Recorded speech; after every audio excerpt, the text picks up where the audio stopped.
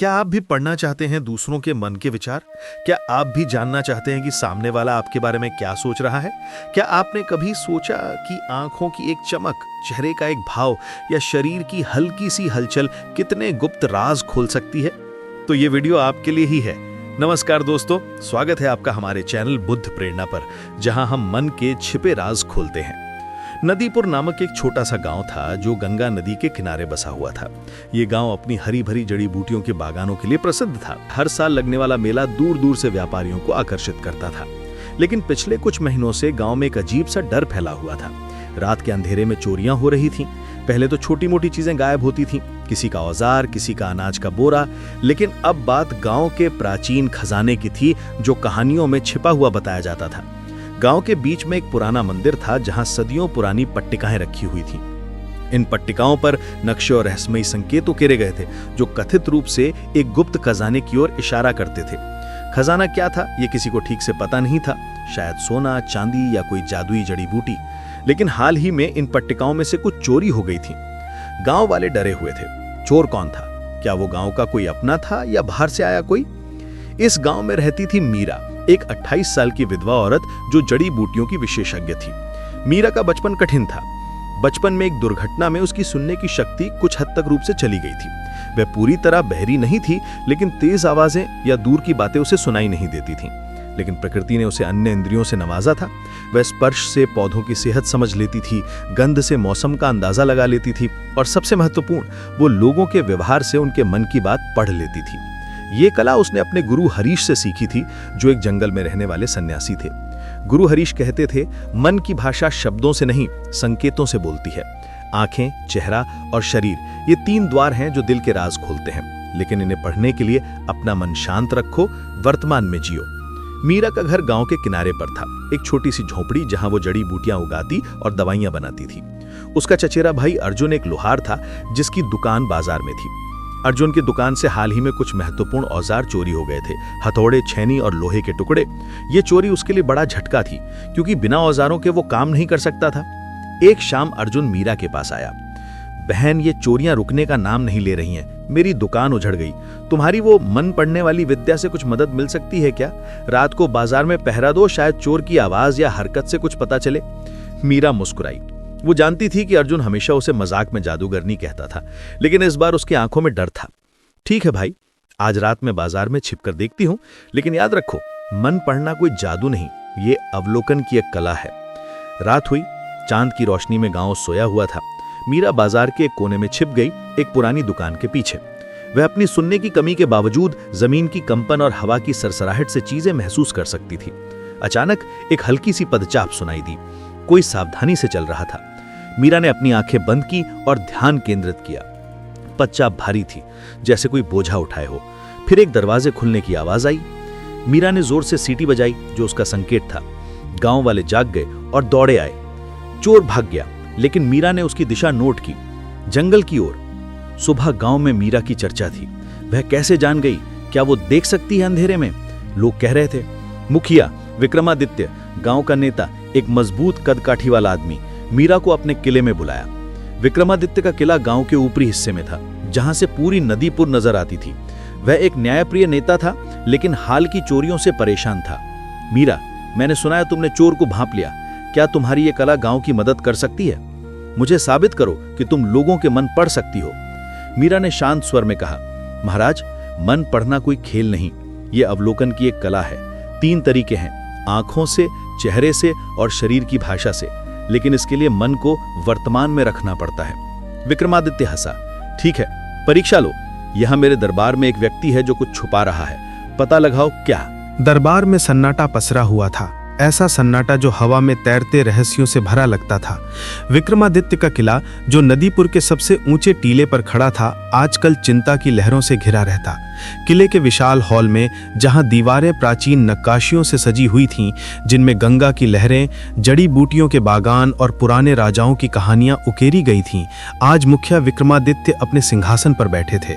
उनका कद काठी मजबूत था, कंधे चौड़े, लेकिन चेहरे पर थकान की लकीरें साफ नजर आ रही थीं। पिछले कुछ दिनों की चोरियों ने न केवल गांव की शांति भंग की थी, बल्कि उनके मन में भी एक अनजान आग जला दी थी। क्या ये सिर्फ चोरियां थीं या कुछ गहरा षड्यंत्र? उनके बगल में सलाहकारों की एक पंक्ति बैठी थी, कुछ वृद्ध जिनके चेहरे समय की सिलवटों से भरे थे जैसे पुरानी किताबों के पन्ने, और कुछ युवा जिनकी आंखों में उत्साह तो था लेकिन अनुभव की कमी साफ झलकती थी। सभी के चेहरों पर गंभीरता का आवरण था, लेकिन मीरा को लगता था कि ये गंभीरता डर का मुखौटा है। वो दरबार के बीच में खड़ी थी, अपनी लकड़ी की छड़ी को हल्के से जमीन पर टटोलते हुए। छड़ी की टिप से निकलने वाली हल्की सी आवाज हॉल में गूंज रही थी, जैसे कोई धीमी सांस। मीरा की आंखें, जो हमेशा शांत और गहरी होती, आज हवा में तैरते तनाव को महसूस कर रही थीं। हवा में एक अजीब सी भारीपन था, जैसे कोई अनकहा रहस्य फुसफुसा रहा हो। उसकी कुछ हद तक बहरापन उसे ध्वनियों से दूर रखती थी, लेकिन अन्य इंद्रियां, स्पर्श, गंध और अंतर्ज्ञान उसे सब कुछ बता देती थीं। मीरा ने धीरे से कदम बढ़ाए। छड़ी की आवाज के साथ उसके पैरों की चाल भी मापी हुई थी, जैसे वो किसी नाजुक कांच के बर्तन को छू रही हो। उसकी साड़ी, जो हल्के हरे रंग की थी और जड़ी बूटियों की खुशबू से महक रही थी, हवा में हल्के से लहरा रही थी। दरबार के कोने में खड़े एक गार्ड की ओर उसने इशारा किया। वो गार्ड, नाम था हरी, दरवाजे के पास खड़ा था। उसका कवच चमक रहा था, लेकिन हाथ हल्के से कांप रहे थे। मीरा ने शांत लेकिन दृढ़ स्वर में कहा, यह व्यक्ति कुछ छुपा रहा है। उसकी आवाज हॉल में गूंजी जैसे नदी की लहर। सभी की नजरें गार्ड पर टिक गईं। हरी का चेहरा सफेद पड़ गया। वो घबराते हुए बोला, महाराज, मैं तो बस अपनी ड्यूटी निभा रहा था। क्या कोई गलतफहमी है? लेकिन उसकी आवाज में एक हल्का सा कांपना था, जैसे पत्ते हवा में थरथरा रहे हों। मीरा ने विक्रमादित्य की ओर देखा, जिनकी आंखें अब उत्सुकता से चमक रही थीं। महाराज, मीरा ने कहा, मैं आपको पहला तरीका बताती हूं, आंखों का राज। आंखें मन का आईना होती हैं, जो कभी झूठ नहीं बोलती। जब कोई झूठ बोलता है तो उसकी आंखें इधर उधर भटकने लगती हैं, जैसे कोई भागता हुआ हिरन। अगर पुतलियां फैल जाती हैं तो वो उत्साहित या आकर्षित होता है, जैसे कोई नई जड़ी बूटी देखकर। लेकिन अगर सिकुड़ जाती हैं तो डर में डूबा होता है। और तेज ब्लिंकिंग, आंखों का बार बार झपकना, तनाव का संकेत है, जैसे कोई गुप्त बोझ उठाए घूम रहा हो। विक्रमादित्य ने आगे झुकते हुए कहा, यह तो रोचक लगता है मीरा, लेकिन व्यावहारिक रूप से कैसे? दिखाओ। मीरा ने मुस्कुराते हुए हरि की ओर इशारा किया। देखिए महाराज, इस गार्ड की आंखें आपकी बजाय फर्श पर टिकी हैं। वो बार बार दाएं को देख रहा है, जैसे कोई नई कहानी गढ़ रहा हो। सामान्यतः दाएं देखना कल्पना का संकेत है, जबकि बाएं देखना यादों का। मीरा ने एक पुरानी याद ताजा की, जैसे कोई पुरानी किताब खोल रही हो। गांव में एक बार एक व्यापारी मेरे पास आया था, उसका नाम था गोविंद। वो रोते हुए बोला, मीराबाई, मेरी कीमती जड़ी बूटियां चोरी हो गईं। कोई चोर मेरी दुकान में घुस आया। मैंने उसकी आंखों को ध्यान से देखा। जब मैंने पूछा क्या हुआ था रात को, तो उसकी आंखें मेरी आंखों से न मिलीं। वो बार बार बाएं देखता था, जैसे पुरानी याद को ताजा कर रहा हो। लेकिन जब मैंने कहा शायद चोर ने दरवाजा तोड़ा, तो उसकी पुतलियां सिकुड़ गईं और ब्लिंकिंग तेज हो गई। मैंने गुरु हरीश की सीख याद की, आंखें झूठ की पहरेदार होती हैं। मैंने थोड़ी और पूछताछ की और पता चला कि वो खुद अपनी जड़ी बूटियां छिपाकर बीमा का दावा करना चाहता था। पैसे कमाने की लालच में उसने झूठ बोला था। दरबार में एक हल्की सी हंसी की लहर दौड़ गई। सलाहकारों के चेहरों पर मुस्कान आ गई, लेकिन विक्रमादित्य गंभीर बने रहे। उन्होंने गार्ड की ओर देखा। उनकी आवाज में सख्ती थी। बोलो हरी, क्या छुपा रहे हो? मीरा की बातें साफ हैं। हरी ने सिर झुकाया। उसके हाथ कवच पर सिकुड़ गए। महाराज, मैंने राजकीय बाग से कुछ आम लिए थे। बस एक बार भूख लगी थी, कसम से, और कभी नहीं। दरबार में फिर हंसी गूंजी, लेकिन इस बार हल्की और सहानुभूतिपूर्ण। विक्रमादित्य ने सिर हिलाया। ये छोटी चोरी है, लेकिन झूठ बड़ा गुनाह है। जाओ और अगली बार ईमानदारी से बोलना। हरी चला गया, लेकिन मीरा को लगा कि उसकी आंखों में राहत की चमक थी। विक्रमादित्य ने मीरा की ओर देखा। उनके चेहरे पर प्रभावित होने का भाव था। ये तो कमाल है मीरा, तुम्हारी ये कला, ये तो जादू सी लगती है। लेकिन ये छोटी बात थी। क्या तुम गांव की इन चोरियों का रहस्य सुलझा सकती हो? मंदिर की पट्टिकाएं गायब हो रही हैं और खजाने की किंवदंतियां अब डर में बदल गई हैं। मीरा ने शांत स्वर में जवाब दिया, महाराज, इसके लिए मुझे चोर के करीब जाना होगा, लेकिन पहले आपको इन 3 तरीकों को समझना होगा। आंखें तो बस शुरुआत है। दूसरा है चेहरे की अभिव्यक्तियां, जो मन का चित्र बनाती हैं। और तीसरा शरीर की भाषा, जो शब्दों से ज्यादा बोलती है। लेकिन याद रखिए, यह सब मन की शांति से संभव है। गुरु हरीश कहते थे, बिना शांत मन के दुनिया का शोर सब कुछ ढक लेता है। सलाहकारों में से एक वृद्ध व्यक्ति, नाम था पंडित रामदास, ने कहा, मीरा बेटी, ये तो ठीक है, लेकिन क्या ये कला सबके लिए है? हम जैसे बूढ़ों के लिए? मीरा ने मुस्कुराते हुए जवाब दिया, पंडित जी, उम्र कोई बाधा नहीं, ये अवलोकन है, न कि जादू। बस वर्तमान में जीना सीखिए। विक्रमादित्य ने सभा समाप्त करने से पहले कहा, मीरा, कल सुबह किले के बगीचे में आओ, मैं और सीखना चाहता हूं। और हां, गांव की निगरानी बढ़ा दो। उसी रात जब चांद बादलों के पीछे छिप गया था, नदीपुर में एक और चोरी हुई। मंदिर के पुजारी ने सुबह चीख मारते हुए सबको जगाया, पट्टिका, एक और प्राचीन पट्टिका गायब है। मंदिर जो गांव के बीच में खड़ा था, सदियों पुराना था। इसकी दीवारें काई से ढकी हुई थीं और अंदर रखी पट्टिकाएं, जिन पर रहस्यमयी नक्शे और संकेत उकेरे गए थे, अब आधी गायब हो चुकी थीं। गांव वालों में डर फैल गया। कुछ ने कहा, यह खजाने का अभिशाप है, पूर्वजों का श्राप जाग गया। एक बूढ़ी औरत, नाम था कमला, ने रोते हुए कहा, मेरे दादा कहते थे जो पट्टिकाओं को छुएगा वो कभी शांति न पाएगा। लेकिन युवा लोग जैसे अर्जुन गुस्से में थे। अर्जुन मीरा के पास दौड़ा, बहन, अब बस ये चोरियां रुकनी चाहिए। सुबह ही एक पट्टिका गायब हुई, लोग करण पर शक कर रहे हैं, वो नया व्यापारी जो जड़ी बूटियां बेचता है। करण एक रहस्यमयी व्यक्ति था। वे कुछ हफ्ते पहले गांव आया था। उसके चेहरे पर हमेशा एक चिकनी मुस्कान लटकी रहती। वह जंगल की ओर अक्सर जाता, कहता तो व्यापार का बहाना, लेकिन उसकी आंखें कुछ और कहती। अर्जुन ने कहा, उसकी आंखें चालाक हैं बहन, जैसे कोई शिकारी। कुछ तो गड़बड़ है। कल मीरा, हम उसके पास चलें। मीरा ने अर्जुन को देखा, उसके चेहरे पर चिंता की लकीरें। ठीक है भाई, लेकिन जल्दबाजी मत करो। चोर का मन पढ़ने के लिए धैर्य चाहिए। रात को मैं मंदिर के पास पहरा दूंगी। रात गहरा रही थी। मीरा मंदिर के बाहर छिपी हुई थी, हवा में तुलसी की हल्की खुशबू महसूस कर रही थी।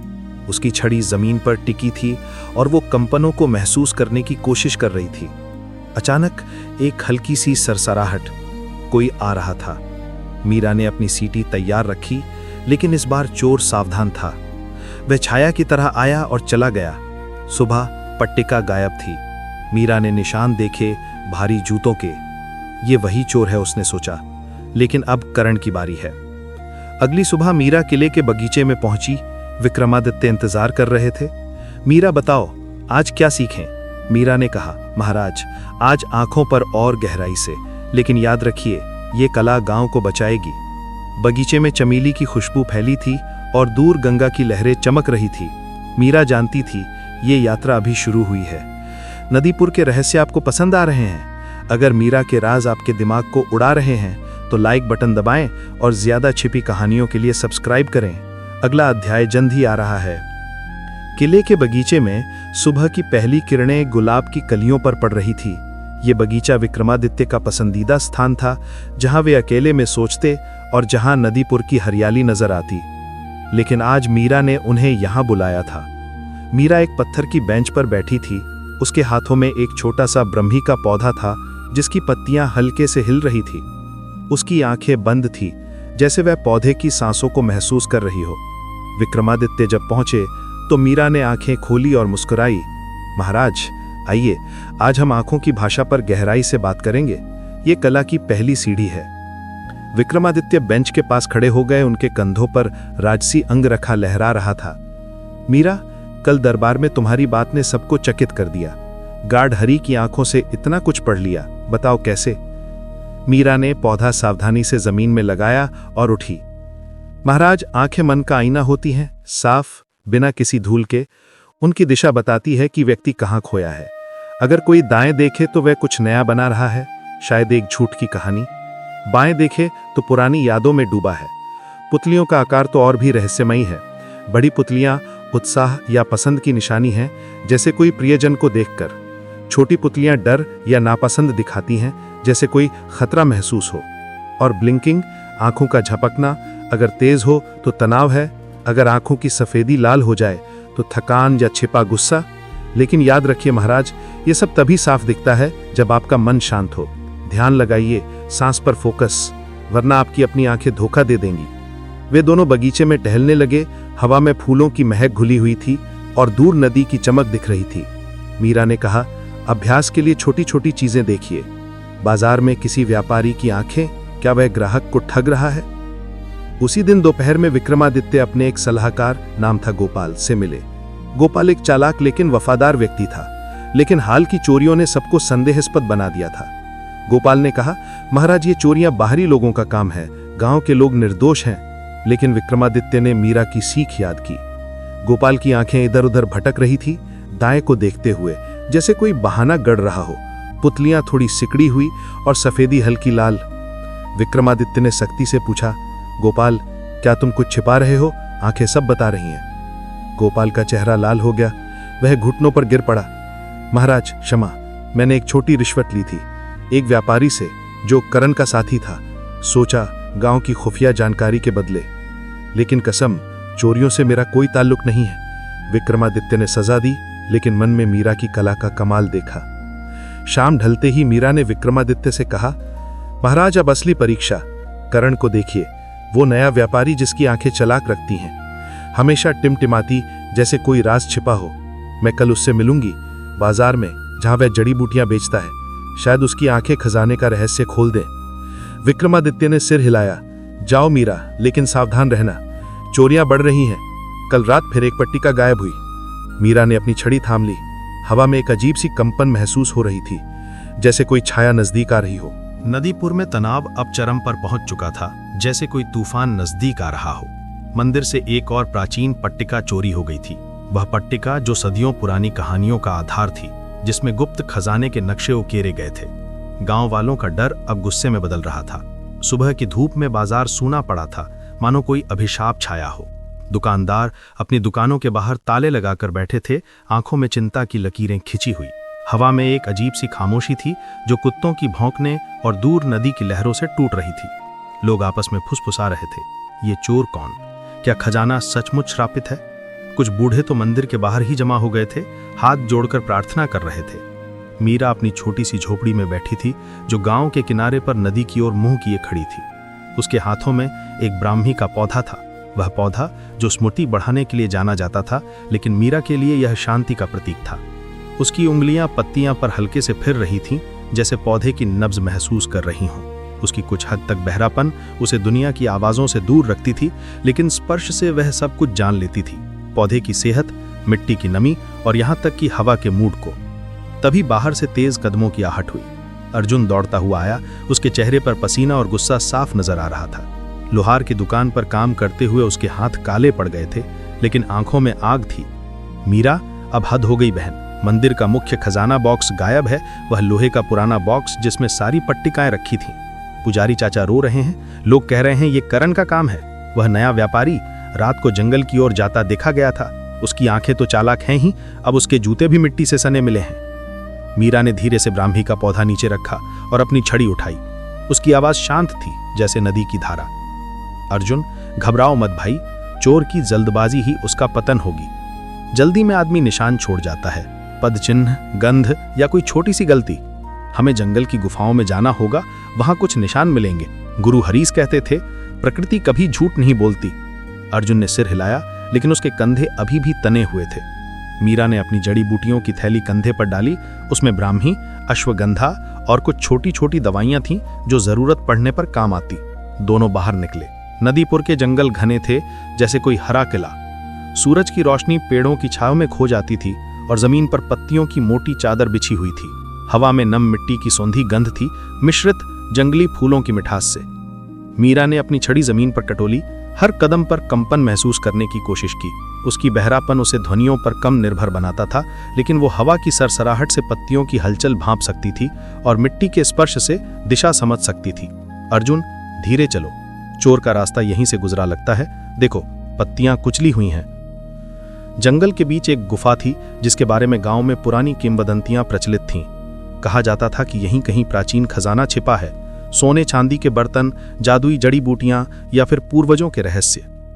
गुफा का मुहाना काई से ढका था और अंदर से ठंडी हवा बह रही थी। मीरा और अर्जुन ने मुहाने पर रुक कर देखा। अंदर घुप अंधेरा था, लेकिन जमीन पर ताजा पदचिन्ह साफ नजर आ रहे थे, गहरे, जैसे कोई भारी बोझ उठाए चला हो। मीरा ने घुटनों पर बैठकर छुआ। यहां कोई आया था भाई, देखो, ये निशान भारी जूतों के हैं, शहर के जूते, गांव वाले के नहीं। और मिट्टी अभी नरम है, मतलब रात भर नहीं बीता। अर्जुन ने अपनी कमर से मशाल निकाली, सुलगाई और दोनों अंदर दाखिल हुए। मशाल की लौ गुफा की दीवारों पर नाच रही थी, जहां नमी की बूंदें चमक रही थी। हवा में एक अजीब सी गंध थी, धातु की कड़वाहट और पुराने कागज की सड़ांध, जैसे कोई पुरानी किताब खुली हो। दीवारों पर प्राचीन चित्र उकेरे गए थे, जैसे नक्शे जो खजाने की ओर इशारा करते लगते थे। अचानक एक हल्की सी खटपट सुनाई दी, जैसे कोई पत्थर सरका हो। मीरा ने तुरंत अर्जुन का हाथ पकड़ लिया और इशारा किया। वहां कोई है, उसने फुसफुसाया। उसकी सांसें रुक सी गईं। अर्जुन ने मशाल ऊंची की और लौ की रोशनी में एक छाया दीवार के पीछे सरक गई, काली, तेज। रुको, अर्जुन चिल्लाया, लेकिन छाया भागने लगी। मीरा ने अपनी जेब से छोटी सी सीटी निकाली और जोर से फूंक मार दी। यह संकेत था जो गांव वालों को जागृत करने के लिए था। पीछे से कुछ लोग, शायद बाजार के पहरेदार, दौड़ पड़े मशाल लेकर। लेकिन छाया तेज थी, वह गुफा के अंदरूनी रास्ते से भाग गई। मीरा ने जमीन पर हाथ रखा, कंपन महसूस किया। वह जंगल के पश्चिमी किनारे की ओर गया। पैरों की दिशा साफ है, भारी सांसें ले रहा है, थक गया होगा। हमें पीछा करना होगा, लेकिन सावधानी से। वापस गांव लौटते हुए सूरज ऊंचा हो चुका था। मीरा सीधे किले की ओर बढ़ी। विक्रमादित्य दरबार में इंतजार कर रहे थे। उनके चेहरे पर चिंता की रेखाएं गहरी हो गई थीं। महाराज, मीरा ने सांस लेते हुए कहा, चोर जंगल में छिपा है। उसकी हरकतें बता रही हैं कि वह जल्दी में है। पदचिन्ह गहरे लेकिन बिखरे हुए। गुफाओं पर नजर रखनी होगी, वरना खजाना हमेशा के लिए खो जाएगा। विक्रमादित्य ने गंभीरता से सिर हिलाया। मीरा, तुम्हारी बातों में दम है, लेकिन हमें पक्का सबूत चाहिए। गार्ड्स, करण को बुलाओ, उस व्यापारी को जो जंगल की सैर का शौकीन है। करण को जल्दी ही दरबार में लाया गया। वह चिकनी चुपड़ी मुस्कान के साथ आया। उसके कपड़े साफ सुथरे, लेकिन आंखों में एक हल्की चमक। महाराज, आपने बुलाया? मैं तो बस व्यापारी हूं, जड़ी बूटियां बेचता हूं। इन चोरियों से मेरा क्या लेना देना? उसकी आवाज मीठी थी, लेकिन मीरा ने नोट किया हल्का सा कांपना, जैसे कोई तार टूटने को हो। उसके हाथ हल्के से रगड़ रहे थे और आंखें विक्रमादित्य से न मिल रही थीं। यह व्यक्ति डरा हुआ है, मीरा ने मन ही मन सोचा। उसकी आंखें बता रही हैं झूठ की परतें। दरबार में तनाव फिर बढ़ गया, जैसे कोई तीर छूटने को हो। विक्रमादित्य के किले के आंगन में दोपहर की धूप हल्की हल्की बरस रही थी, जैसे स्वर्णिम धूल उड़ रही हो। आंगन चारों ओर गुलाब की क्यारियों से घिरा हुआ था, जहां लाल गुलाबी फूल हवा में लहरा रहे थे और चंदन की लकड़ियों से बनी परतें हवा में एक मादक खुशबू बिखेर रही थीं। यह जगह शांति का प्रतीक थी, लेकिन आज हवा में एक तनाव की लकीर थी। चोरियों की छाया अभी भी मंडरा रही थी। मीरा और मुख्य विक्रमादित्य आमने सामने बैठे थे, एक छोटे से संगमरमर के चबूतरे पर। मीरा की साड़ी हल्के नीले रंग की थी, जो नदी की लहरों जैसी लग रही थी, और उसके हाथों में एक छोटी सी चंदन की माला थी, जिसकी मोतियां उंगलियों पर सरक रही थीं। विक्रमादित्य का चेहरा गंभीर था, लेकिन आंखों में उत्सुकता की चमक थी। मीरा, उन्होंने कहा, कल आंखों की कला ने तो कमाल कर दिया। अब बताओ अगला रहस्य क्या है? मीरा ने माला को रोक दिया और शांत स्वर में बोली, महाराज, अब दूसरा तरीका सीखिए, चेहरे की अभिव्यक्तियां। चेहरा मन का चित्र है, जो हर भाव को उकेरता है। सच्ची मुस्कान आंखों के कोनों में झुर्रियां लाती है, जैसे नदी के किनारे लहरें बनाती है। नकली मुस्कान सिर्फ मुंह तक रहती है, होंठ खींचे हुए, लेकिन आंखें ठंडी। भौएं ऊपर उठें तो आश्चर्य का संकेत, नीचे गिरें तो गुस्सा या चिंता, और सबसे सूक्ष्म माइक्रो एक्सप्रेशन, जो एक पल के भाव हैं। ये सच को उजागर करते हैं, जैसे छिपी हुई जड़ी बूटी मिट्टी के नीचे। लेकिन महाराज, चेहरा पढ़ने के लिए धैर्य चाहिए। एक झलक में सब न पकड़ें, बल्कि देखें, महसूस करें। विक्रमादित्य ने आगे झुकते हुए कहा, उदाहरण दो मीरा, कोई पुरानी कहानी जो जीवंत हो। मीरा ने आंखें बंद की, जैसे कोई पुरानी किताब खोल रही हो। जब मैं छोटी थी, शायद 14 साल की, तो एक माँ मेरे पास आई। उसका नाम था सरला। उसका छोटा बेटा मात्र 5 साल का तेज बुखार से तड़प रहा था। सरला रोते हुए बोली, मीरा बेटी, वह ठीक हो जाएगा, बस थोड़ा समय लगेगा। लेकिन मैंने उसके चेहरे को ध्यान से देखा। उसका मुंह नीचे मुड़ा हुआ था, जैसे कोई बोझ दबा हो। भौहें सिकुड़ी हुई, आंखों के नीचे काले घेरे। यह डर का चित्र था, न कि आश्वासन का। मैंने गुरु हरीश की सीख याद की, चेहरा झूठ नहीं छुपाता। मैंने उसे ब्राह्मी की दवा दी, जो स्मृति और शांति लाती है, और साथ ही एक तुलसी का लेप। कुछ दिनों बाद बच्चा ठीक हो गया। जब सरला लौटी तो उसके सच्ची मुस्कान देखिए, आंखों में झुर्रियां, चेहरा चमकता हुआ। वह बोली, मीरा, तुमने मेरा घर बचा लिया। उस मुस्कान ने मुझे बताया कि वह सचमुच खुश है, कोई छिपा दर्द नहीं। विक्रमादित्य के चेहरे पर प्रशंसा की लाली छा गई। ये तो गजब है मीरा, चेहरा इतना बोलता है। लेकिन करण का क्या? वह व्यापारी जो आंखें तो चालाक हैं ही, अब चेहरा भी पढ़ लो। मीरा ने सिर हिलाया। महाराज, उसे फिर बुलाइए, मैं उसके चेहरे को पढ़ूंगी। लेकिन याद रखिए, हर चेहरा अलग किताब है। अगली सुबह दरबार में करण को बुलाया गया। वह आया तो चिकनी मुस्कान लिए, उसके कपड़े रंग बिरंगे लेकिन आंखें नीची। महाराज, मैं बेकसूर हूं, ये चोरियां तो बाहर वालों का काम है, मैं तो बस जड़ी बूटियां बेचता हूं। विक्रमादित्य ने मीरा की ओर देखा जो दरबार के कोने में खड़ी थी। मीरा ने करण के चेहरे पर नजर टिकाई। उसकी मुस्कान नकली थी, होंठ खिंचे हुए लेकिन आंखों में कोई झुर्रियां नहीं। भौहें हल्की सी सिकुड़ी हुई, जैसे कोई राज दबा हो। जब विक्रमादित्य ने पूछा, करण रात को जंगल में क्या कर रहे थे, तो एक माइक्रो एक्सप्रेशन चमका, मुंह का कोना हल्का सा नीचे खिंचा, भौहें और सिकुड़ी। विक्रमादित्य ने कहा, करण तुम कुछ छिपा रहे हो, मीरा की नजरें सब बता रही हैं, बोलो सच क्या है। करण ने हंसकर बात टालने की कोशिश की, महाराज आप मजाक कर रहे हैं, लेकिन उसका चेहरा लाल हो गया, गालों पर लाली चढ़ गई और पसीना छलकने लगा। मीरा ने आगे बढ़ते हुए कहा, महाराज उसका चेहरा बता रहा है, वह डरा हुआ है, भौहें सिकुड़ रही हैं जो चिंता का संकेत है, मुस्कान बनावटी है सिर्फ मुंह तक, वह सच नहीं बोल रहा, कोई गहरा राज छुपा है। विक्रमादित्य ने गार्ड्स को आदेश दिया, करण पर नजर रखो, उसे कहीं न जाने दो। करण चला गया लेकिन उसके कंधे झुके हुए थे। मीरा ने विक्रमादित्य से कहा, महाराज चेहरा पढ़ना आसान लगता है लेकिन इसके लिए धैर्य चाहिए, हर छोटे भाव को पकड़ना पड़ता है, एक पल की चमक, एक सिकुड़न। गुरु हरीश कहते थे, चेहरा एक किताब है लेकिन पन्ने तेजी से पलटते हैं। उस रात मीरा अपनी झोपड़ी में अकेली बैठी थी। चांद की रोशनी नदी पर पड़ रही थी और हवा में तुलसी की खुशबू। वह गुरु हरीश की याद में खो गई। गुरु ने एक बार कहा था, मीरा चेहरा एक किताब है, इसे पढ़ने के लिए मन को खाली रखो जैसे नदी का पानी साफ हो। मीरा ने इस सीख को जीवन का आधार बनाया। एक बार एक व्यापारी, नाम था हरिया, वह अपनी पत्नी के गुस्से से परेशान था। मीराबाई, वह हमेशा चिल्लाती है, घर टूट जाएगा। मीरा ने पत्नी को बुलाया, उसके चेहरे को पढ़ा, भौहें तनी हुई, मुंह कटा हुआ, लेकिन आंखें उदास, नम। वह गुस्से में नहीं, दुखी है। आपके लाइक एंड कमेंट करने से हमारा मनोबल बढ़ता है और अधिक और अच्छा कंटेंट बनाने के लिए। नदीपुर के बाजार में कानाफूसी की लहरें चल रही थीं, जैसे हवा में छिपे हुए तीर। विक्रमादित्य की मंगेतर प्रिया, जो गांव की सबसे खूबसूरत युवती मानी जाती थी, अब एक रहस्य बन गई थी। उसके लंबे काले बाल, जो हवा में लहराते हुए नदी की लहरों जैसे लगते थे, और शांत स्वभाव, जो चांदनी रातों में चमकता था, अब शक की परछाई में ढल चुके थे। हर रात जब गांव सो जाता, प्रिया अकेले जंगल की ओर निकल पड़ती। उसके कदम हल्के होते, लेकिन गांव वाले जागते कुत्तों की भौंक से सतर्क हो जाते। कुछ लोग फुसफुसाते, वो कोई गुप्त मुलाकात करती है, शायद किसी प्रेमी से। दूसरे कहते, नहीं, वो खजाने की तलाश में है, पट्टिकाओं की चोरी के बाद तो सब संभव है।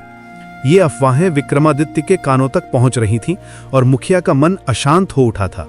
वो जो गांव का मजबूत स्तंभ था, अब अपनी मंगेतर के प्रति संदेह के जाल में फंस गया था। रातें लंबी लगने लगीं और किले के आंगन में टहलते हुए वो सोचता, क्या प्रिया मुझसे वफादार है या ये चोरियां उसके मन को भी भटका रही हैं। एक शाम जब सूरज नदी में डूब रहा था और आकाश लालिमा से रंगीन हो गया था, विक्रमादित्य ने मीरा को बुलाया। किले का निजी कक्ष, जहां दीवारें चंदन की खुशबू से महकती थीं और खिड़कियों से हरी छांव नजर आती थी, आज उदासी से भरा हुआ था। मीरा आई, अपनी छड़ी टटोलते हुए, उसके चेहरे पर हमेशा की शांति। मीरा, विक्रमादित्य ने गहरी सांस लेते हुए कहा, प्रिया के मन में क्या है? गांव में अफवाहें हैं, रात को जंगल जाना, गुप्त बातें। क्या वो मुझसे वफादार है या खजाने का लालच? उनकी आवाज में दर्द था, जैसे कोई पुराना घाव फिर खुल गया हो। मीरा ने शांत नजरों से उन्हें देखा। महाराज, सच्चाई जानने के लिए मुझे उससे अकेले में बात करनी होगी, लेकिन पहले यह समझिए कि मन पढ़ना तभी संभव है जब आप अपने पूर्वाग्रह छोड़ दें। शक मन को अंधा कर देता है, जैसे कोहरा नदी को ढक देता है। गुरु हरीश कहते थे, पूर्वाग्रह एक चश्मा है जो सच्चाई को विकृत कर देता है। विक्रमादित्य ने सिर हिलाया, हालांकि मन में उथल पुथल थी। अगली सुबह प्रिया को किले के एक छोटे से कमरे में बुलाया गया। ये कमरा आंगन के कोने में था, सादा लेकिन शांत, जहां दीवारों पर पुरानी तस्वीरें लगी थीं और हवा में गुलाब की हल्की खुशबू तैर रही थी। प्रिया आई, एक साधारण साड़ी में लिपटी हुई। वो खूबसूरत थी। उसके लंबे बाल हवा में लहरा रहे थे जैसे काली रेशमी धारा, और आंखें गहरी जैसे जंगल की गहराई, लेकिन उसके कंधे थोड़े झुके हुए थे, चेहरा थका सा। मीरा कमरे के बीच में खड़ी थी, अपनी छड़ी को हल्के से घुमाते हुए। प्रिया, मीरा ने नरम स्वर में कहा, लोग तुम पर शक करते हैं। रात को जंगल जाना अकेले? मैं तुम्हें कुछ कहना चाहती हूँ। क्या तुम मुझसे गुप्त बातें साझा कर सकती हो, या ये सब खजाने का राज है? ये एक उकसावने वाली बात थी, जानबूझकर। मीरा जानती थी कि सच्चा इंसान गुस्से से जवाब देगा, जबकि झूठा बहाना गढ़ेगा। प्रिया की आंखें सिकुड़ गईं, जैसे कोई तीर लगा हो। उसके चेहरे पर लाली चढ़ गई, भौहें तन गईं। ये क्या बेहूदगी है मीरा भाई? मैं अपने महाराज से वफादार हूं। ये अफवाहें कौन फैला रहा है? मैं जंगल क्यों जाऊंगी? खजाने के लिए? उसकी आवाज में गुस्सा था, तेज और कांपता हुआ, लेकिन आंखों में चमक, आंसू की चमक। हाथ कस के मुट्ठी में बंद हो गए और सांसें तेज। मीरा ने विक्रमादित्य को, जो दरवाजे के पास छिपे हुए थे, इशारा किया। महाराज, मीरा, प्रिया का गुस्सा उसकी सच्चाई है। देखिए, उसकी भौहें सिकुड़ी हैं, लेकिन आंखों में आंसू। ये वफादारी का संकेत है। वो झूठ नहीं बोल रही, लेकिन वो कुछ छुपा रही है। शायद कोई व्यक्तिगत दुख जो चेहरे पर लकीरें खींच रहा है। नकली मुस्कान ना हो तो दर्द छिपा होता है। विक्रमादित्य का मन हल्का हुआ, लेकिन उत्सुकता बनी रही। शाम ढलते ही उन्होंने प्रिया को अकेले में बुलाया। किले का बगीचा, जहां चमेली की लताएं लहरा रही थीं और हवा में ठंडक थी, अब उनकी बातचीत का साक्षी था। प्रिया, विक्रमादित्य ने धीरे से कहा, मीरा ने कहा तुम वफादार हो, लेकिन रात को जंगल? बताओ क्या राज है? प्रिया की आंखें नम हो गईं। वो सिर झुकाकर बैठ गई, हाथों में साड़ी का आंचल मसलते हुए। महाराज, मैं रात को जंगल में अपनी माँ की कब्र पर जाती हूँ। माँ एक रहस्यमयी बीमारी से मरी थी, कई साल पहले, जब जड़ी बूटियां भी नाकाम साबित हुई थीं। डॉक्टर कहते थे कोई विषैला पौधा, लेकिन कभी पता न चला। मैं वहां प्रार्थना करती हूँ, माँ से बातें करती हूँ, सोचती हूँ शायद उनकी आत्मा शांति पाले, लेकिन डर लगता है अगर गांव वाले जान गए तो क्या कहेंगे। आंसू उसके गाल पर लुढ़क आए और विक्रमादित्य का दिल पिघल गया। उन्होंने प्रिया को गले लगा लिया। प्रिया, तुम्हारा दुख मेरा दुख है। अब से मैं साथ जाऊंगा। कब्र पर प्रार्थना में कोई राज नहीं रहेगा। रात को विक्रमादित्य ने मीरा को धन्यवाद दिया। किले के आंगन में चांदनी बिखरी हुई थी। मीरा, तुम्हारी कला ने न केवल चोरियां सुलझाईं, बल्कि दिल भी जोड़ा। प्रिया का रहस्य, वो दुख था न कि विश्वासघात। मीरा मुस्कुराई। महाराज, मन पढ़ना दर्द को समझना है। गुरु हरीश कहते थे, रहस्य हमेशा दुख के नीचे छिपे होते हैं। अब गांव को बताइए, शक की बजाय सहानुभूति फैलाएं। हवा में चमेली की खुशबू घुली और नदीपुर की रात शांत हो गई, लेकिन रहस्यों की परतें अभी बाकी थीं। शरीर की भाषा झूठ नहीं बोलती, या बोलती है?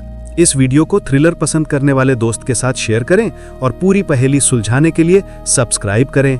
मौका इंतजार कर रहा है। मीरा, विक्रमादित्य और 10 चुनिंदा गार्ड्स नदीपुर के घने जंगल की ओर बढ़ चले। हवा में नम मिट्टी की सौंधी गंध थी, मिश्रित जंगली फूलों की मिठास और दूर कहीं बहती नदी की सरसराहट से। विक्रमादित्य के चेहरे पर दृढ़ता थी, लेकिन आंखों में चिंता की हल्की छाया। चोरियों ने गांव को हिला दिया था और अब खजाने का राज सुलझना जरूरी था। उनके कंधे पर राजसी तलवार लटकी थी और गार्ड्स मशाले थामे चल रहे थे, जिनकी लपटें हवा में नाच रही थीं। मीरा बीच में चल रही थी, अपनी छड़ी से जमीन टटोलते हुए। उसकी कुछ हद तक बहरापन ध्वनियों को धुंधला बनाती थी, लेकिन स्पर्श से वो सब महसूस करती, पत्तियों का कुचलना, मिट्टी का नरम होना। महाराज, उसने शांत स्वर में कहा, चोर की बेचैनी हमें यहाँ लाई है, लेकिन सावधान रहिए। जंगल रहस्यों का घर है। जंगल गहरा था, पेड़ों की डालियां आपस में उलझी हुई, जैसे कोई हरा जाल। सूरज की रोशनी मुश्किल से छन कर आ रही थी और जमीन पर पत्तियों की मोटी चादर बिछी हुई थी। आखिरकार वे उस गुफा के मुहाने पर पहुंचे, जहां किंवदंतियां जिंदा हो उठती थीं। गुफा का मुहाना काला यमद्वार जैसा था, काई से ढका, और अंदर से ठंडी हवा बह रही थी जो हड्डियों तक सिहरन पैदा कर रही थी। गार्ड्स ने मशालें ऊंची की और लपटों की रोशनी में गुफा की दीवारें चमक उठीं। नमी की बूंदें हीरों की तरह टपक रही थीं और पुरानी नक्काशियां, जो शायद पूर्वजों के नक्शे थे, अलौकिक लग रही थीं।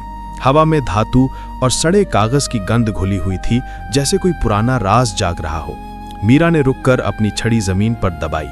एक हल्का कंपन महसूस हुआ, जैसे कोई सांस ले रहा हो। कोई यहाँ है, उसने फुसफुसाया। उसकी आवाज गुफा में गूंजी। गार्ड्स ने तलवारें निकाल लीं और विक्रमादित्य ने आगे बढ़ते हुए कहा, मीरा, तुम्हारी इंद्रियां कभी गलत नहीं, लेकिन कौन? अचानक गुफा के अंदरूनी कोने से एक छाया सरक आई। मशाल की रोशनी में वो साफ हो गया। करण, वो रहस्यमय व्यापारी, उसके कपड़े मिट्टी से सने थे, चेहरा पसीने से चिपचिपा और हाथों में एक छोटा सा थैला लटका था।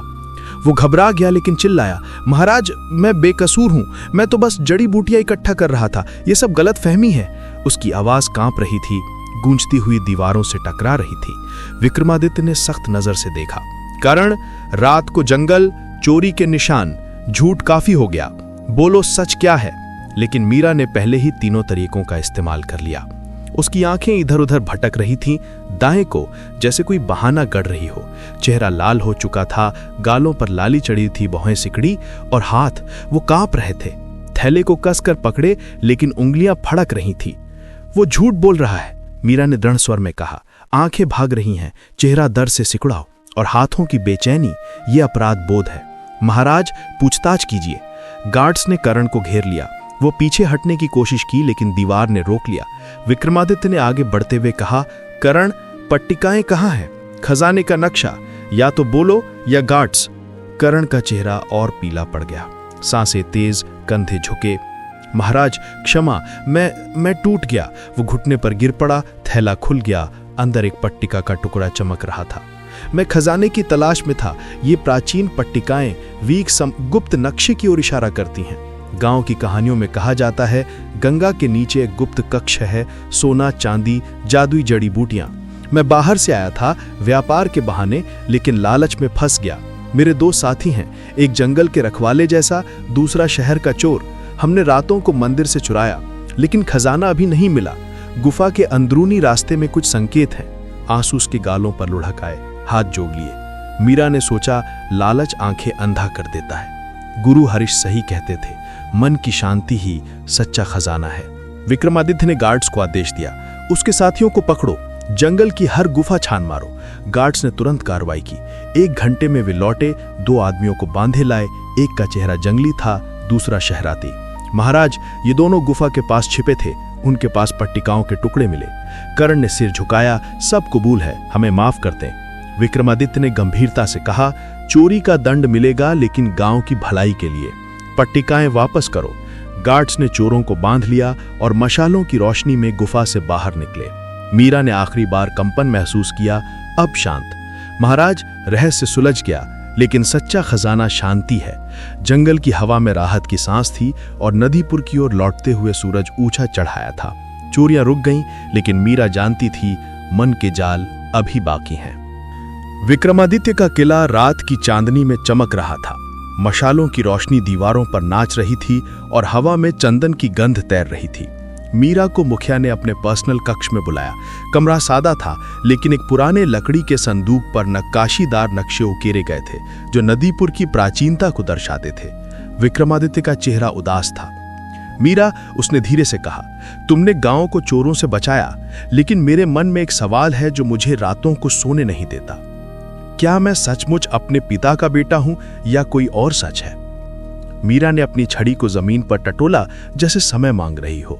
उसने कहा, महाराज, आपका सवाल गहरा है, लेकिन मैं पहले आपके शरीर की भाषा पढ़ूंगी। आपके कंधे झुके हैं, जैसे कोई बोझ हो। यह आत्मसंदेह का संकेत है। उसने एक पुरानी याद साझा की। मेरे गुरु हरीश ने कहा था, जो मन में डर छुपाए उसका शरीर बोलता है। एक बार एक साधु मेरे पास आया, कहता था वो संतुष्ट है, लेकिन उसके कंधे झुके हुए थे, जैसे वो हार मान चुका हो।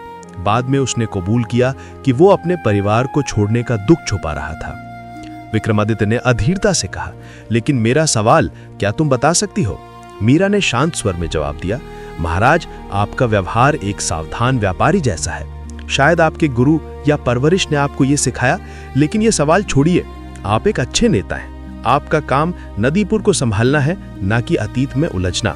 विक्रमादित्य ने जोर दिया, मीरा, मुझे सच चाहिए। मीरा ने मुस्कुराते हुए कहा, आपके चेहरे की रेखाएं बता रही हैं कि आप डर और जिज्ञासा के बीच झूल रहे हैं, लेकिन मैं आपको सलाह दूंगी कि आप अपनी मां से पूछें, सच वही बता सकती हैं। उसने अपने गुरु की सीख दोहराई, मन को शांत रखो, तभी सच सामने आएगा। विक्रमादित्य ने मीरा को देखा, उसकी आंखों में विश्वास था। ठीक है, मैं अपनी मां से बात करूंगा, लेकिन तुम्हारी ये कला, ये कोई मैजिक है? मीरा ने हंसते हुए कहा, ये मैजिक नहीं महाराज, ये अवलोकन और मन की शांति है। सुबह की पहली किरणों में किला जीवंत हो उठा। विक्रमादित्य अपनी मां रानी मालविका के कक्ष में गया। मालविका एक बुजुर्ग लेकिन तेजस्वी महिला तांबे के दीपक में तेल डाल रही थी। मां, विक्रमादित्य ने कहा, मुझे सच बताइए, क्या मैं अपने पिता का बेटा हूं या कोई और रहस्य है? मालविका ने दीपक रखा और बेटे की ओर देखा। उसकी आंखें नम थीं, लेकिन चेहरा शांत। विक्रम, तुम मेरे और तुम्हारे पिता के बेटे हो, लेकिन तुम्हारा यह सवाल क्यों? विक्रमादित्य ने मीरा की बात दोहराई। मीरा के कहा, मेरे व्यवहार में एक व्यापारी की सावधानी है, क्या इसका कोई मतलब है? मालविका ने गहरी सांस ली। तुम्हारे बचपन में एक व्यापारी गुरु थे, आचार्य रमेश। उन्होंने तुम्हें व्यापार और सावधानी सिखाई। तुम्हारे पिता युद्ध में व्यस्त रहते थे, इसलिए रमेश ने तुम्हारी परवरिश में हिस्सा लिया, लेकिन तुम उनके बेटे हो। उसने एक पुरानी कहानी सुनाई। रमेश एक बार गांव आए थे जब खजाने की अफवाहें थीं। उन्होंने हमें सिखाया कि सावधानी ही धन की रक्षा करती है। विक्रमादित्य का मन हल्का हुआ। उसने मीरा को बुलाया और सोने के सिक्कों का थैला दिया। मीरा, तुमने मुझे मेरे अतीत से जोड़ा, यह इनाम तुम्हारा है। मीरा ने सिक्के लेने से इनकार किया। महाराज, मेरा इनाम गांव की शांति है, लेकिन एक बात कहूंगी, अपने मन को शांत रखें, तभी आप दूसरों को समझ पाएंगे। विक्रमादित्य ने कहा, मीरा, तुम्हारी कला ने गांव बचाया, लेकिन मुझे और सिखाओ। मीरा ने मुस्कुराते हुए कहा, महाराज, यह कला मन की शांति से शुरू होती है। मेरे गुरु हरीश ने यही सिखाया। मीरा और विक्रमादित्य किले के बगीचे में बैठे थे। चमेली की लताएं हवा में लहरा रही थीं। मीरा ने कहा, महाराज, मेरी कला का रहस्य मेरे गुरु हरीश की शिक्षा है। उन्होंने कहा, मन को शांत रखो, वर्तमान में जियो, तभी तुम दूसरों के विचार पढ़ सकते हो। उसने एक फ्लैशबैक सुनाया। जब मैं छोटी थी, मेरी सुनने की शक्ति कम हो गई थी। मुझे डर था कि दुनिया से कट जाऊंगी, लेकिन गुरु हरीश ने मुझे जंगल में ले जाकर ध्यान सिखाया। एक बार हम एक झरने के पास बैठे। उन्होंने कहा, मीरा, पानी की आवाज सुनो, यह वर्तमान में है। तुम्हारा मन भी ऐसा होना चाहिए।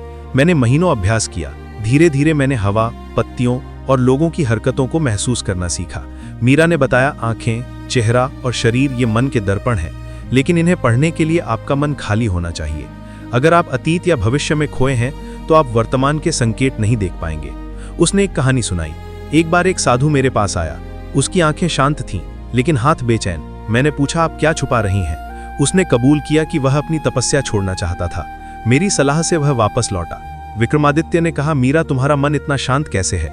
मीरा ने जवाब दिया, ध्यान और प्रकृति। हर सुबह मैं नदी किनारे बैठती हूँ, पानी की लहरें सुनती हूँ, यह मुझे वर्तमान में लाता है। नदीपुर में शांति लौट आई। करण और उसके साथी जेल में थे और चोरी की पट्टिकाएं मंदिर में वापस आ गई थीं। गांव वाले मीरा की प्रशंसा कर रहे थे। बाजार फिर से जीवंत हो गया। दुकानदारों के चेहरों पर मुस्कान थी। विक्रमादित्य ने एक सभा बुलाई। मीरा ने हमें सिखाया कि मन पढ़ना संभव है। मैं चाहता हूं कि आप सब यह कला सीखें। मीरा ने गांव वालों को 3 तरीके सिखाए। पहला, आंखें देखो। दूसरा, चेहरा पढ़ो। तीसरा, शरीर की भाषा समझो। लेकिन सबसे जरूरी, अपना मन शांत रखो। उसने एक कहानी सुनाई। एक बार 2 पड़ोसियों में झगड़ा हुआ। मैंने उनके चेहरों को पढ़ा। एक का गुस्सा नकली था। मैंने उन्हें बात करने को कहा और झगड़ा सुलझ गया। गांव वालों ने अभ्यास शुरू किया।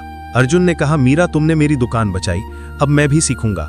मीरा ने मुस्कुराते हुए कहा, यह कला सबके लिए है। नदीपुर में एक उत्सव हुआ। मंदिर को सजाया गया और लोग नाच गाने में डूबे थे। मीरा को गांव की संत घोषित किया गया। उसने कहा, ये कला सहानुभूति और शांति से शुरू होती है। हर कोई इसे सीख सकता है। उसने गांव वालों को ध्यान सिखाया। हर सुबह नदी किनारे बैठो, सांस पर ध्यान दो, तब आप दूसरों के मन को समझ पाएंगे। विक्रमादित्य ने कहा, मीरा, तुमने नदीपुर को नया जीवन दिया।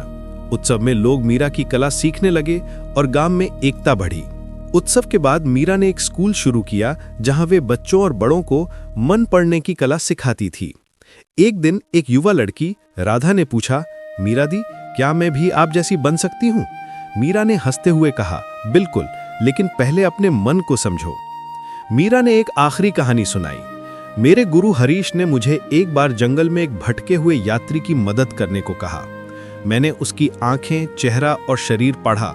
वे भूखा और डरा हुआ था। मैंने उसे खाना और आश्रय दिया। बाद में वे एक प्रसिद्ध कवि बना। राधा ने अभ्यास शुरू किया। मीरा ने गांव वालों को एक आखिरी सलाह दी, जीवन एक पहेली है, इसे सुलझाने के लिए अपने मन को शांत रखो और दूसरों को समझो। नदीपुर अब एक नया गांव था। लोग एक दूसरे की आंखें, चेहरा और शरीर पढ़कर झगड़े सुलझाते थे। मीरा की झोपड़ी अब एक तीर्थ बन गई थी, जहां लोग शांति और बुद्धिमत्ता सीखने आते थे। विक्रमादित्य ने मीरा को एक सम्मान पत्र दिया। तुमने हमें जीना सिखाया, उसने कहा। मीरा ने नदी की ओर देखा। हवा में तुलसी की गंध थी और पानी की लहरें उसे वर्तमान में ले आई। उसने सोचा, गुरु हरीश, आपकी सीख अमर है। कहानी दूसरों के मन के विचार पढ़े हमें ये सिखाती है कि जीवन में संवाद केवल शब्दों तक सीमित नहीं है। असली बातें तो आंखों, चेहरे और शरीर की भाषा में छिपी होती हैं। मीरा की कला, जो गुरु हरीश की शिक्षा पर आधारित है, हमें बताती है कि अवलोकन और मन की शांति से हम दूसरों के मन को पढ़ सकते हैं। यहाँ हम कहानी के मुख्य सिद्धांतों, विचार और टेक अवेज को विस्तार से समझेंगे। ये सुझाव सामान्य हैं जो आप अपने दैनिक जीवन, रिश्तों, कामकाज और आत्मविकास में लागू कर सकते हैं।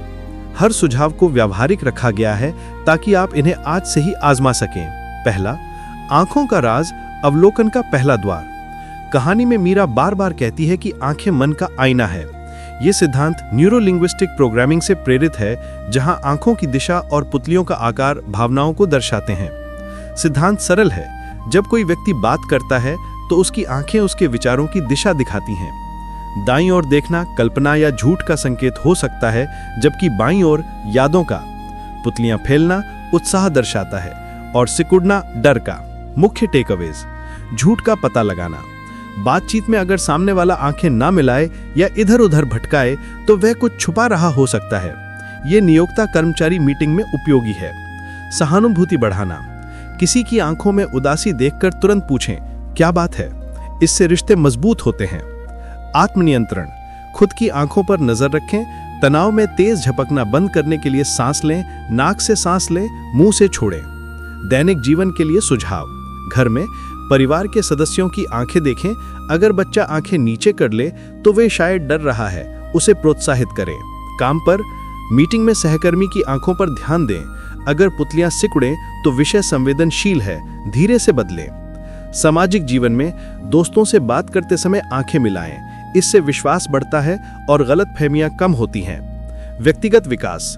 रोज 5 मिनट आईने में अपनी आंखें देखें। क्या वे शांत हैं? अगर नहीं तो ध्यान अभ्यास करें। नाक से सांस लें, मुंह से छोड़ें। स्वास्थ्य लाभ। आंखों का अवलोकन तनाव कम करता है। अध्ययनों से पता चलता है कि आंखें मिलाने से ऑक्सीटोसिन हार्मोन बढ़ता है, जो खुशी देता है। ये सुझाव लागू करने से आपकी अंतर्प्रज्ञा शक्ति बढ़ेगी। याद रखें, आंखें पढ़ना कोई जादू नहीं बल्कि अभ्यास है। शुरुआत में नोटबुक में रोज 2-3 लोगों की आंखों के संकेत नोट करें और शाम को विश्लेषण करें। इससे आपकी निर्णय क्षमता तेज होगी। दूसरा, चेहरे की अभिव्यक्तियां, भावनाओं का चित्र।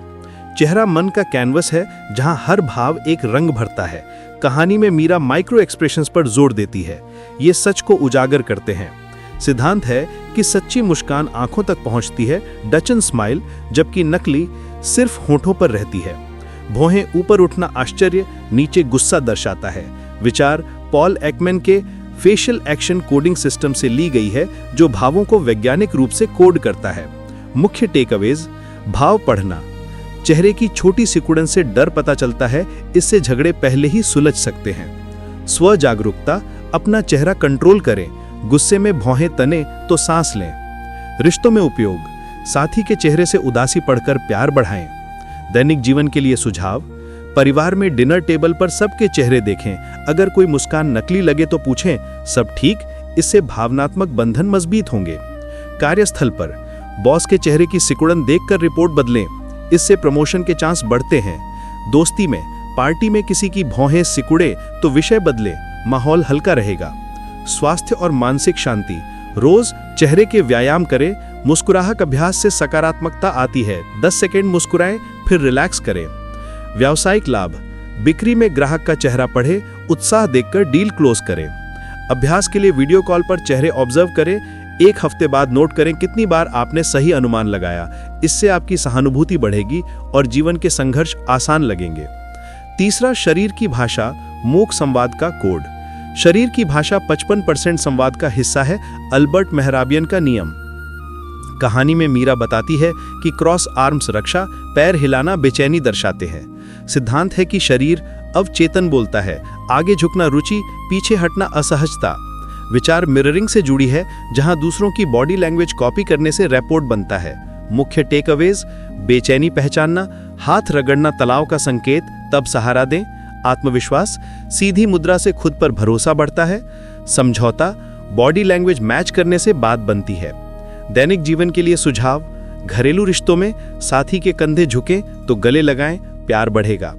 ऑफिस में मीटिंग में बॉडी ओपन रखें, हाथ फैलाएं, नेतृत्व छड़ी बनेगी। सोशल मीडिया बारी लाइफ में वीडियो चैट में कैमरा के सामने सीधे बैठे, प्रभाव बढ़ेगा। स्वास्थ्य टिप, योगा से बॉडी अवेयरनेस बढ़ाएं, रोज 10 मिनट पोज होल्ड करें। व्यावहारिक टूल, ऐप्स जैसे बॉडी लैंग्वेज ट्रेनर यूज करें, लेकिन असली अभ्यास लोगों से। चौथे, समग्र विचार और मूल्य संवर्धन, मन की शांति से जीवन परिवर्तन। कहानी का केंद्रीय सिद्धांत है वर्तमान में जीना, गुरु हरीश की सीख। विचार माइंडफुलनेस से ली गई है जो तनाव कम करती है। टेकअवेज, अवलोकन प्लस शांति इक्वल्स अंतर्दृष्टि। सहानुभूति से एकता बढ़ती है, जैसे नदीपुर में उत्सव। मुख्य टेकअवेज, शांति का महत्व, बिना शांत मन के संकेत न दिखें, ध्यान से शुरू करें। सहानुभूति, दूसरों को समझने से झगड़े कम। व्यक्तिगत विकास, ये कला आत्मज्ञान देती है। दैनिक जीवन के लिए सामान्य सुझाव, श्रोताओं के लिए मूल्य संवर्धन। रोजाना रूटीन, सुबह 10 मिनट ध्यान, आंखें बंद, सांस गिने। शाम को दिन के संकेत नोट करें, किसकी आंखें उदास लगी। रिश्तों में झगड़े से पहले बॉडी लैंग्वेज पढ़ें, 70% गलतफहमियां इससे सुलझ सकती हैं। करियर में इंटरव्यू में बॉडी ओपन रखें, सफलता 30% बढ़ सकती है। मानसिक स्वास्थ्य, ये कला डिप्रेशन कम करती है। साप्ताहिक जर्नलिंग, आज मैंने क्या पढ़ा। समाज में पड़ोसियों से बात करते समय चेहरा देखें, समुदाय मजबूत बनेगा। युवाओं के लिए स्कूल या कॉलेज में दोस्तों की भाषा पढ़ें, बुलिंग रोकें। महिलाओं के लिए सुरक्षा के लिए सड़क पर लोगों की बॉडी नोटिस करें। बुजुर्गों के लिए पोते पोतियों के भाव पढ़कर सलाह दें, खुशी दुगुनी होगी। सामान्य टिप, किताबें पढ़ें जैसे body language by Allan Pease. Apps use करें जैसे काम फॉर माइंडफुलनेस। लंबे समय का लाभ, 3 महीने अभ्यास से आपकी IQ जैसी क्षमता बढ़ेगी, रिश्ते बेहतर, तनाव कम होगा। ये सुझाव जीवन को सरल बनाते हैं। मीरा की तरह प्रकृति से जुड़े, नदी किनारे बैठे हवा महसूस करें। याद रखें, ये कला दूसरों को नहीं, खुद को भी समझाती है। बुद्ध प्रेरणा चैनल पर ऐसी और सीख के लिए जुड़े रहें। अगर ये कहानी ने आपको बांध लिया तो साप्ताहिक हिंदी कहानी के लिए अभी सब्सक्राइब करें। वीडियो को लाइक करके जादू फैलाएं और नीचे कमेंट में अपनी पसंदीदा मीरा पल बताएं। अगले अध्याय में मिलते हैं। नमस्ते। अगर आपको ये वीडियो पसंद आया तो कृपया लाइक करें, शेयर करें और हमारे चैनल बुद्ध प्रेरणा को सब्सक्राइब करें। अधिक प्रेरणादायक और जानकारी भरे वीडियो देखने के लिए हमारे चैनल पर अवेलेबल बाकी वीडियो जरूर देखें और घंटी आइकन दबाना ना भूलें ताकि आपको हमारे नए वीडियो की सूचना मिल सके। धन्यवाद।